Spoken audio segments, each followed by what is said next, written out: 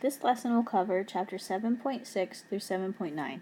We will be looking at genetics and probabilities, test crosses, complete dominance, incomplete dominance, and codominance. It is important for us to realize that probability and chance play central roles in genetics. Probability has a central role in genetics for two reasons. The first has to do with the law of segregation. The second reason is that fertilization is a chance event. If we think about the law of segregation, we know that any gamete produced by an individual that is heterozygous has 50% chance or probability of carrying a dominant allele and a 50% chance of carrying the recessive allele. This means that the offspring has a 50% chance of receiving the dominant allele and a 50% chance of receiving the recessive allele.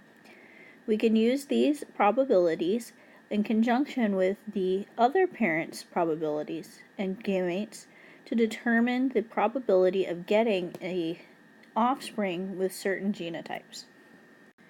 Here's an example. If we look at a male who is heterozygous for albinism, so big A, little a, and a female who is homozygous and an albino, little a, we can ask, what is the probability that their child will also be an albino?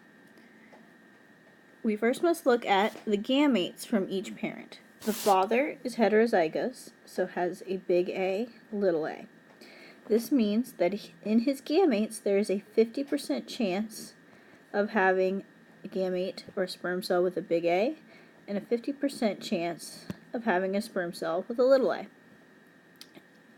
In the mother, her genotype is homozygous recessive, so because these alleles are segregated, there's a 50% chance of having the first little a in an egg cell and a 50% chance of having the second a in an egg cell. Because these little a's are indistinguishable, we can say that there is 100% chance that the female will pass on a little a to her offspring. To figure out the chance of having a child that is homozygous recessive, we have to multiply the probabilities from each parent. So there's a 50% chance, or 1/2 chance, of having a little a from dad, and a 100% chance of having a little a from mom. So this means there is 1/2 or 50% chance of these parents having a child with little a, little a. Here's another picture of that scenario. The mother giraffe is albino, so there's a 100% chance of her producing eggs with little a's. The father is heterozygous. There's only a 50% chance of him producing a gamete with little a. We multiply those chances or probabilities together, and we see that there's a 50% chance that offspring will be albino. Punnett Squares will give us these same probabilities in a slightly different format. We can start with our cross, the heterozygote times homozygous recessive. We can set up our Punnett square. We can put the parental genotypes on either side. And this Punnett square helps us with segregation as well. So we are separating out the big A and the little a. We're going to put dad's genotype on the side of our Punnett square. We will put mom's genotype, little a, on the top. From here, we fill in each of our boxes, and this will give us possibilities that we can see in the offspring. So, for each box, we're going to take the letters, top and bottom, from mom and dad, and put them into the box. So, each box represents a 25% chance of that particular genotype showing up in the offspring. In this case, we see that there are two boxes that have little a, which means half the boxes have little a, so there's a 50% chance of having an offspring that is homozygous recessive. Here's another example we can work through. Tay-sachs is a recessive disorder if both parents are carriers or heterozygous for Tay-sachs. What is the possibility or probability that they will have a child with Tay-sachs? Tay-sachs is a recessive disorder. This means that if the parent has a big T, they have a normal phenotype. If they have two little t's, we will see Tay-sachs. So we can make a little key of traits or alleles to the side to help us keep this straight. Each parent is heterozygous, so they have one big T and one little t. This means that when they produce gametes, there's going to be a 50% chance of their gamete having the big T and a 50% chance of their gametes having the little t. Both parents are heterozygous, which means each one has a 50% chance of a big T, a 50% chance of passing on the little t. If we multiply together these probabilities, 1/2 times 1/2, we see that there is a 25% chance that the child will be homozygous recessive and have Tay-sachs. We can also do this cross in a Punnett square. So our cross is one heterozygote crossed with another heterozygote. We are going to put the parental genotypes on each side of our square. So dad on the side, mom on the top. We then fill in the Punnett square, and we will see the possibilities for the offspring. In this cross, only one box has little t, little t. This means that there is a 25% chance of having a child with Tay-sachs. In Chapter 7, Part 1 lesson, we learned that just because you know the phenotype of an organism does not necessarily mean that you know the genotype. Sometimes the dominant phenotype can have two possible genotypes. They can be homozygous dominant, or they can be heterozygous. Here's a scenario with this exact problem going on. We're working in a zoo, and you would like to produce white alligators in a mating program. You have a pigmented alligator, and the problem is you don't know for certain the genotype of this alligator. This alligator may have a homozygous dominant big M genotype, or they might be heterozygous big M, little m. In either case, the phenotype is for normal coloration. So, how can we figure this out and determine what the actual genotype for our alligator is? To do this, we can perform a test cross using an individual with a homozygous recessive genotype, which means we cross our alligator with the unknown genotype with an albino alligator. To write this, we know that our alligator has one dominant allele for pigmentation. We are unsure of the other allele, so we will leave that blank. We're going to cross that alligator with an individual that is little m, okay, coding for albinism. To run this test cross and determine what is going on, we will use a Punnett square. So our cross so far is big M blank times little m. We can use a Punnett square and fill in what we know to get started. Dad's genotype is big M blank. Mom's genotype is little m. We can fill in the top half of our Punnett square, big M, little m, big M, little m. And we know that mom will always give little m's to the offspring. From here, we have to look at the offspring to determine what is actually going on. There are only two possibilities. If the father is homozygous dominant with two big M's, we will see that all of the offspring will have a heterozygous genotype. So 100% of the offspring will be pigmented. If the father is heterozygous with a little m, we will see that 50% of the offspring will be pigmented and 50% will be albinos. Okay? This mix tells us what the genotype actually is. So if we look back at our alligator, we have run a test cross. We have our pigmented male alligator, and he has been mated with a female albino. The clutch of babies hatches out, and we see both pigmented and albino babies. So, what is the genotype of the father? Because the albino babies show up, we know that he has to be a heterozygous. For albinos to show up in the offspring, the dad and the mom both must have little m's to give to the offspring. So far, all of the problems that we have been working on have been with complete dominance. This means that the dominant allele completely masks or hides the recessive allele. Let's work through another example. Here is our next problem. Brown fur is dominant to white fur in rabbits. An individual with a homozygous dominant genotype is crossed with a recessive white individual. What is the predicted genotypic ratio of the offspring? What is the predicted phenotypic ratio of the offspring? So this first problem is a case of complete dominance. Our first step is to make ourselves a key of alleles. So brown is dominant, so big B will represent our brown allele. White is recessive, so our lowercase b will be the white allele. Okay, so next thing we need to determine is our actual cross. So blank times blank. What are our parents? So an individual with homozygous dominant genotype.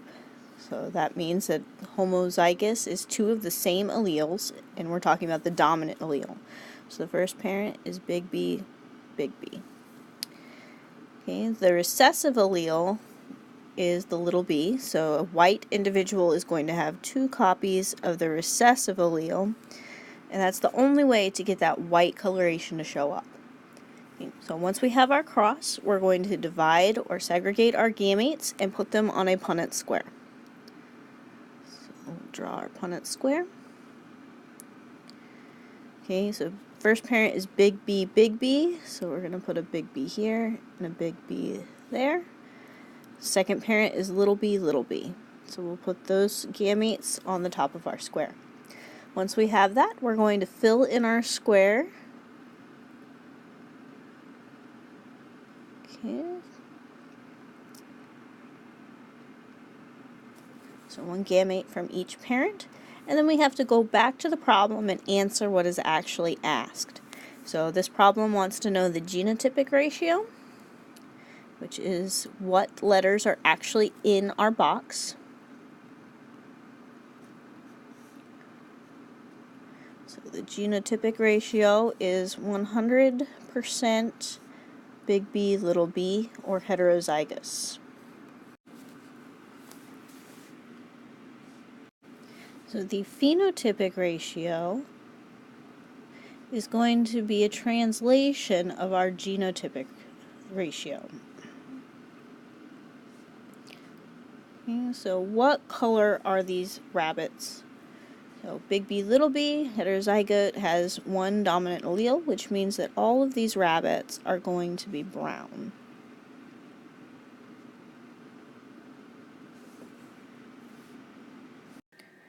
Here's another practice problem.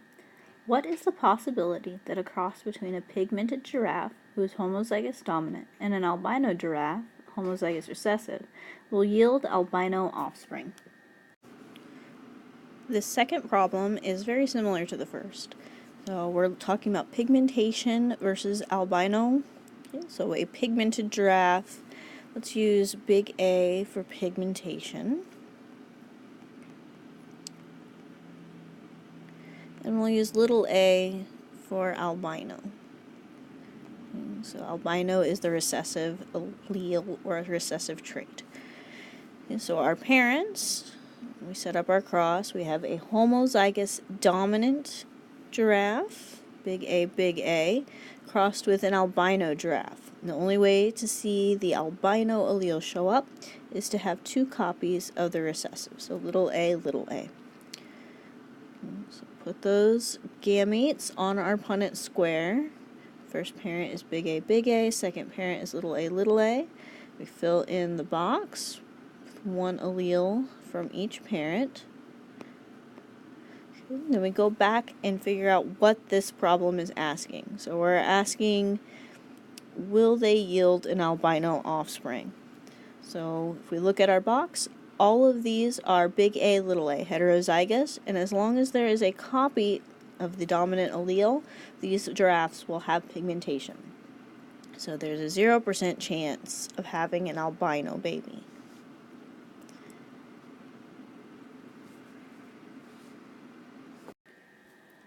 Not every gene shows complete dominance. We are going to look at two other cases. Incomplete dominance is when the heterozygote appears to be an intermediate between the two homozygotes. So, in these flowers, we see that there are homozygous red flowers and homozygous white flowers. If you mix those two and have a heterozygote, we see that the offspring will be pink. Another case is codominance. This is when the heterozygote displays characteristics of both homozygotes. This means that both alleles are equally dominant and both will show up in the heterozygote. So in this case, with these cows, we have a homozygous white cow, a homozygous brown cow, and in the heterozygote, we see both brown and white spots. Let's compare the three types of dominance. We're going to use the example of flower color in plants. The capital R will be the red allele, the lowercase r will be the white allele. For complete dominance, if the genotype is homozygous dominant, the individual will be red. If there's a heterozygote, they will also have red flowers, and homozygous recessive will have white flowers. So in this case, the dominant allele completely hides that recessive allele. If we look at incomplete dominance, a homozygous dominant individual will still have a red phenotype. The heterozygote will be a mix of the two, so they will be a pink flower, and a homozygous recessive will still be white. For codominance, homozygous dominant will again still be red. Homozygous recessive, little r, will still be white. And our heterozygote will show both red and white petals.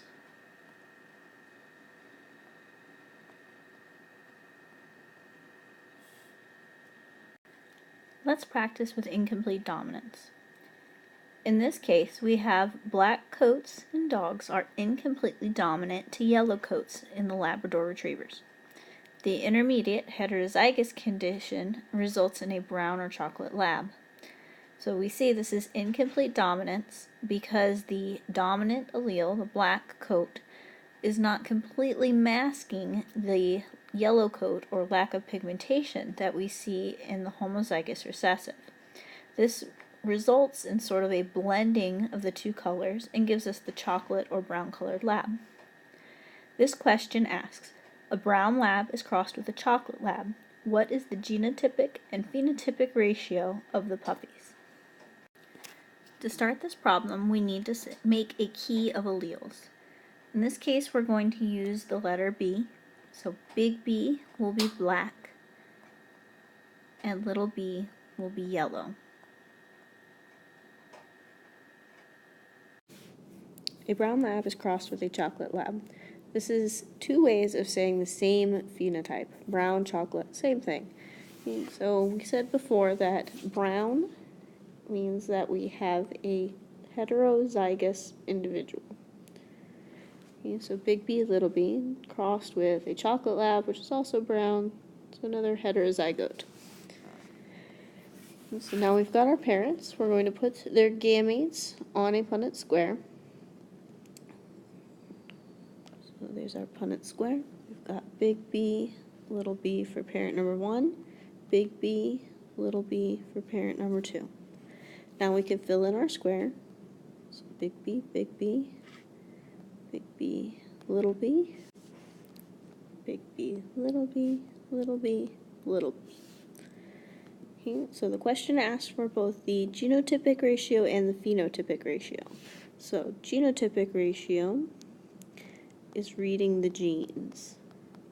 So what are the actual ratios of the letters in the Punnett square?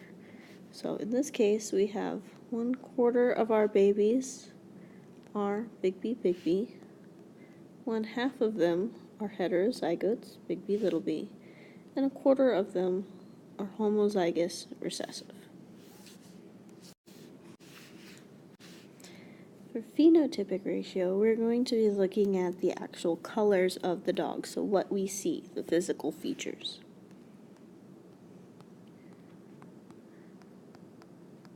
So in this case, we have to translate these big B's, little b's into an actual color. So big B is going to be black. 1/4 of our boxes have the big B, so we have 1/4 black puppies. Half of the boxes have big B, little b, so those are brown dogs. And the last 1/4 of the boxes are little b, which means that we're going to have yellow labs.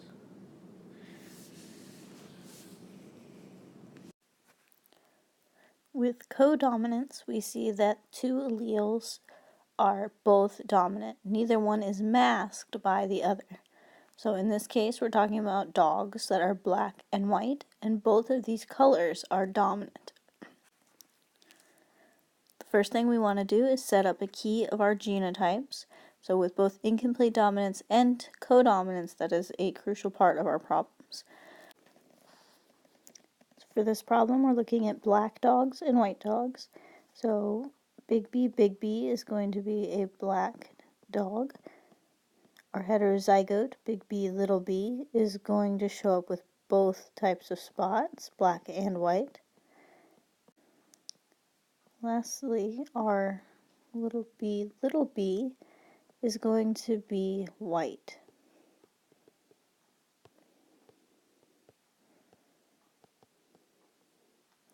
So for this problem, we're looking at a black and white dog, so the heterozygote, crossed with a solid black dog. So it would be big B. Once we have our cross, we're going to put our gametes into a Punnett square. So big B, little b for parent number 1, big B for parent number 2. We're going to fill those in with the appropriate gametes. Okay, this question is then asking what is the chance of getting a puppy who is solid black. So now we need to look inside of the Punnett squares and see which genotypes correspond to black individuals. So if we look back at our key, we know that big B is the black puppy. Okay, and there are 2 boxes with big B. So to answer the question, we have a 50% chance of having puppies who are black. In this lesson, we have covered probabilities and their importance and how we can use Punnett squares to figure out these probabilities and phenotypic and genotypic ratios. We've looked at complete dominance, incomplete dominance, and codominance in these organisms.